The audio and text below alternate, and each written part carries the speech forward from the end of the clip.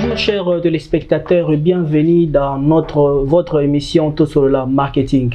Tosola Marketing, c'est une émission où on traite le thème marketing. Tosola Marketing, ici on reçoit toute personne qui travaille dans le secteur marketing. Quand on parle de personnes qui travaillent dans le secteur marketing, nous voyons les agences de publicité, nous voyons les marketeurs qui sont dans les entreprises, nous voyons des personnes qui travaillent dans les agences de sondage, nous voyons des imprimeries. Alors, on a un thème qu'on va développer aujourd'hui. Le thème, c'est le pestel dans le marketing. Et je serai avec cette Pedoso qui va aussi intervenir dans notre émission. Alors, je suis avec mon invité qui est le CT Aimé Chibangu qui va nous éclaircir par rapport au pestel.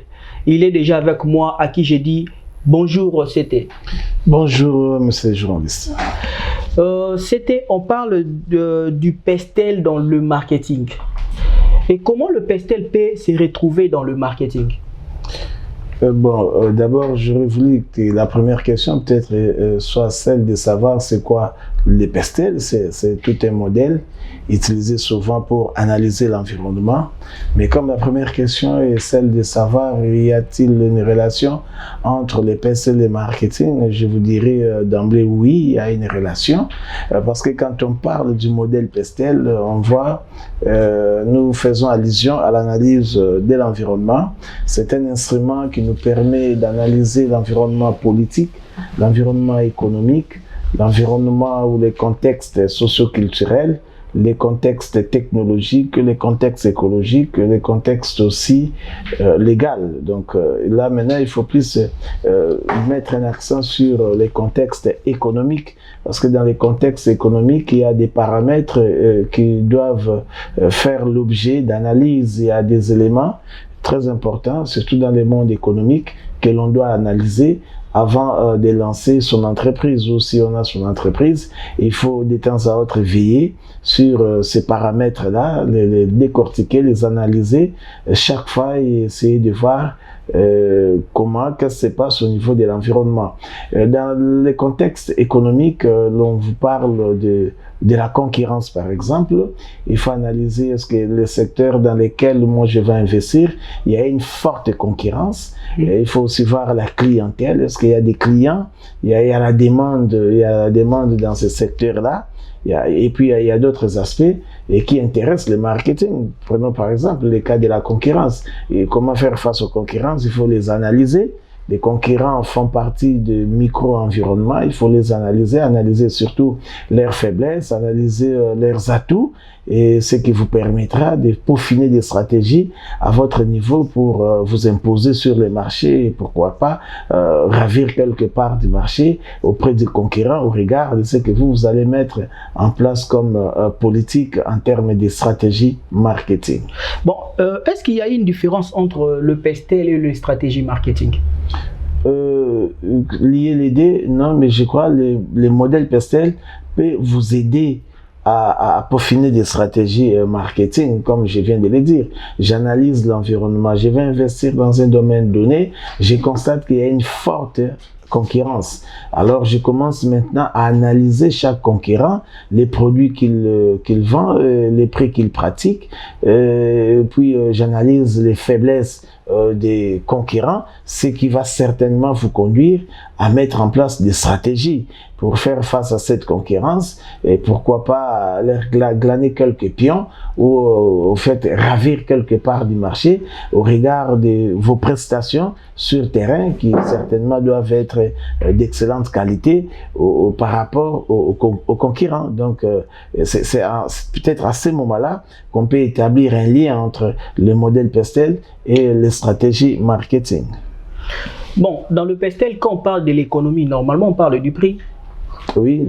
Donc le pestel peut définir aussi les prix. Non, le pestel ne définit pas les prix. Le pestel vous permet de savoir comment se présentent les prix dans cet environnement par rapport à l'activité que moi, je vais exercer dans ce secteur. Donc, le PESTEL va vous donner une idée. Après, des enquêtes, évidemment, ce n'est pas un travail qu'on fait tout en restant enfermé dans votre chambre. Il faut aller sur le terrain, voir les prix que les autres pratiquent. Et si vous trouvez qu'il faut proposer un autre produit d'excellente qualité et puis d'un prix qui est abordable, alors vous pouvez y aller proposer. Donc, le PESTEL va seulement vous aider à faire l'analyse, comme vous parlez du prix, en termes des prix, voir ce que les autres pratiquent sur les marchés et voir dans quelle mesure vous aussi vous allez fixer votre prix, un prix qui doit être, comment dirais-je, à la portée de la clientèle. Ah, ok. Si quelqu'un maîtrise le PESTEL, si quelqu'un a la maîtrise du PESTEL, est-ce qu'il peut facilement créer une entreprise? Le modèle PESTEL en soi, c'est un modèle qui doit vous conduire à la maîtrise de l'environnement. C'est-à-dire quand je parle de l'environnement, je fais aussi allusion au contexte. Hein. Donc quand j'analyse les contextes politiques, les contextes économiques, socioculturels, technologiques, écologiques et légaux, tout ça doit déboucher sur la maîtrise de l'environnement. Voilà pourquoi on conseille aux entrepreneurs, avant d'investir, commencez d'abord par analyser l'environnement, c'est pour les maîtriser. Quand vous maîtrisez l'environnement, vous pouvez vous lancer dans ces secteurs-là, parce que vous maîtrisez les secteurs en question. Donc, en bref, le modèle PESTEL conduit à la maîtrise de l'environnement. Ok, messieurs le CT, on va prendre notre rubrique les intervenants. C'était Chibangu. Y a-t-il une différence entre FFOM et PESTEL? Bon, en fait, les deux sont des modèles, des approches qu'on utilise quand on veut monter un business ou monter une affaire. On utilise ces approches-là. Il faut dire que le modèle PESTEL est utilisé pour analyser l'environnement. Hein, quand on veut investir dans un domaine donné, dans un environnement donné, il faut plutôt utiliser le modèle PESTEL qui vous permettra d'analyser les différents aspects que vous pouvez trouver dans cet environnement-là, notamment les contextes politiques, économiques, comme je viens de le dire ici, socioculturels, technologiques, légal, écologique et puis légal.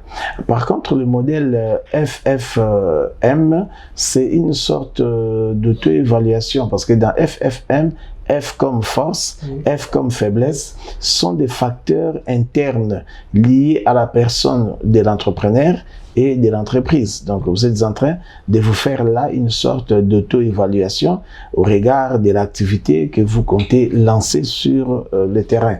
Et O comme opportunité, M comme menace, sont des facteurs externes, hein, les opportunités qui peuvent influer positivement sur l'activité que vous voulez monter et les menaces qui peuvent se présenter, qui peuvent constituer en fait des obstacles avant même de lancer votre activité. Les obstacles, soit vous les contournez ou encore vous mettez en place des stratégies pour y faire face. Donc voilà les rapports qu'il y a entre les deux approches, les deux modèles en fait. Nous revoilà après la transition intervenant. Messieurs, le CT, dans le PESTEL, si on prend le P, côté le P politique, est-ce que c'est important d'utiliser le PESTEL dans le domaine politique? Quand je parle vraiment du domaine politique, je vois plus notre pays avec le PESTEL. Est-ce qu'on peut analyser sur le plan politique avec le PESTEL? Mais oui, évidemment, parce que quand vous dites PESTEL, le P là signifie politique, donc l'environnement politique, et vous ne pouvez pas venir dans un pays investir sans pour autant analyser l'aspect politique. Et ici, quand on parle de la politique, je peux par exemple analyser la politique fiscale. La politique fiscale, dans le secteur où moi je vais investir, je viens au Congo, j'analyse quelle est la politique fiscale de la RDC par rapport à l'activité que je compte monter. Je peux analyser la politique en termes de textes qui régissent le secteur secteur, vous remarquerez que beaucoup d'investisseurs évitent de venir dans notre pays, disant qu'il y a la corruption. C'est un élément. Donc, ils analysent l'environnement politique congolais et ils se disent qu'il y a trop de corruption. Donc, nous ne pouvons pas venir investir. Il y a un problème de justice parce qu'il y a des gens qui mènent toujours une politique de concurrence déloyale. Alors, quand ceux qui se sentent lésés vont porter plainte, on va corrompre les juges. Donc, tout ça constitue le découragement. Vous remarquerez même dans notre pays des investisseurs qui viennent. Ne vous en faites pas, ils font cette analyse politique. Ce n'est pas pour rien, on a constaté il y a quelques années, parce que depuis que le président de la République, Fachi, est là en place, c'est comme si petit à petit, des choses commencent à redevenir un peu à la normale dans le secteur des affaires. Mais vous remarquerez qu'à une époque, quand les investisseurs arrivaient, les entrepreneurs notamment, ils analysaient l'environnement politique congolais. Et vous verrez même que certains cherchaient à avoir la couverture des généraux, des proches du chef de l'État, pour les couvrir dans leurs bévies qu'ils vont commettre. Donc, tout ça fait partie. Donc, c'est normal qu'on puisse réfléchir là-dessus et prendre des décisions conséquentes. Sinon, vous venez dans un endroit où vous ne maîtrisez pas ça, vous risquerez d'avoir des problèmes plus tard.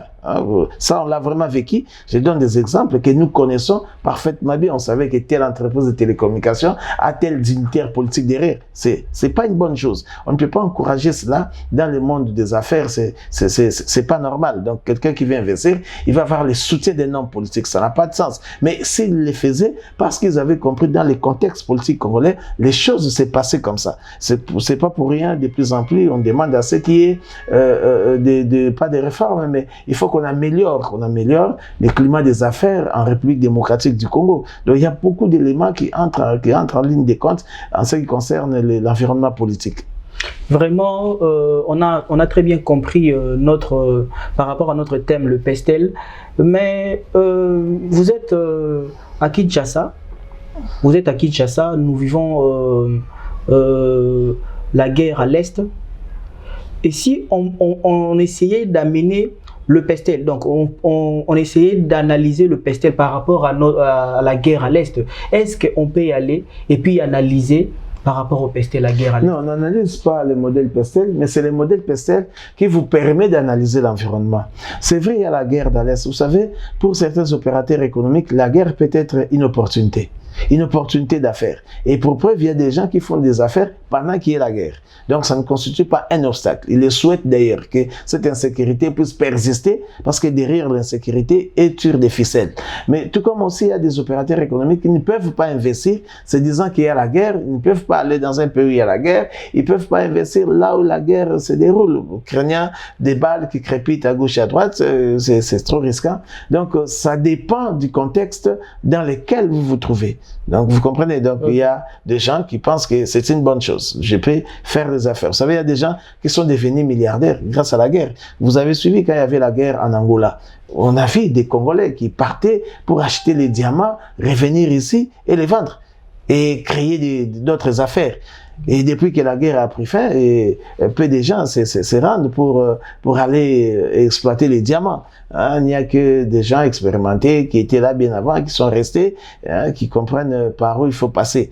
Donc la guerre peut être une opportunité, elle peut aussi être un obstacle. Donc la guerre dans l'est du pays, pour certains opérateurs économiques congolais, ils ne trouvent pas l'utilité d'y aller. Mais d'autres pensent que c'est une très bonne chose. Vous avez suivi, dernièrement, on a démantelé un réseau des hommes d'affaires qui sont dans le trafic de l'or et du coltan, qu'ils vont vendre au Rwanda. Donc pour eux, quand il y a la guerre, c'est bien, c'est une très bonne chose. Mais quand on y met fin, ça se décourage. Ce n'est pas pour rien, vous voyez certains opérateurs économiques vous dire, ils ne sont pas d'accord avec l'état de siège. Et quand vous creusez, vous verrez que derrière ça, ils ne se sentent pas à l'aise avec cet état de siège et les affaires qu'ils sont en train d'exercer sur terrain. Donc, c'est très compliqué, cette histoire qui se passe dans l'est du pays. Nous sommes vraiment arrivés à la fin de notre émission où j'étais avec mon invité, c'était Aimé Tchibangu. Il a parlé du pestel, il a expliqué le pestel, vous avez compris. Je pense que grâce à cette émission, vous allez commencer à à comprendre c'est quoi le marketing, parce que le marketing c'est vraiment important dans toute chose. Le marketing, on vit le marketing chaque jour, on vit le marketing dans nos familles, on vit le marketing dans les entreprises, on vit le marketing chaque jour. Vu que c'est un secteur très important. Alors Monsieur Lissété, on est vraiment à la fin. Comment vous trouvez l'émission, comment vous trouvez les concepts tout sur le marketing? Oui, je ne peux que vous encourager dans ce que vous faites. Vous savez que depuis 1930, quand il y a eu la crise de la surproduction, et à un moment donné, les opérateurs économiques, donc les entrepreneurs, se sont retrouvés avec des invendus et ils ne savaient pas comment les vendre. Et le marketing a pris de l'ampleur. Vous savez, il y a eu des théories du genre l'offre doit créer sa propre demande, et cette offre nous a conduit à cette crise de la surproduction. Et heureusement, il fallait des économistes comme John Maynard Keynes qui a compris qu'il faut l'interventionnisme de l'État. Seuls les mécanismes des marchés ne suffisaient plus pour réguler les marchés. Et évidemment, à partir de ce moment-là, les gens ont commencé à imaginer des stratégies du point de vue marketing pour permettre aux entrepreneurs, aux hommes d'affaires d'écouler facilement leur production sur les marchés, donc les biens ou les services sur les marchés. C'est très bien de prendre une telle initiative. Il faut valoriser le marketing. C'est une discipline qui est à la mode à l'heure actuelle. Vous savez, nous sommes dans la mondialisation où les rapports de qualité-prix prime. Donc, c'est-à-dire, il faut offrir un produit de bonne qualité, mais qui coûte moins cher. Mais seulement, il faut mettre en place des stratégies pour bien vendre, pour chercher des clients, attirer des clients et écouler facilement sa production. Moi, je vous encourage, continuez à œuvrer dans ce sens. Je crois que vous allez rendre œuvre utile à tous ceux-là qui s'intéressent au marketing, même ceux-là qui ne s'intéressent pas au marketing. Peut-être ils viendront, certainement ils viendront, ils comprendront l'importance de l'émission.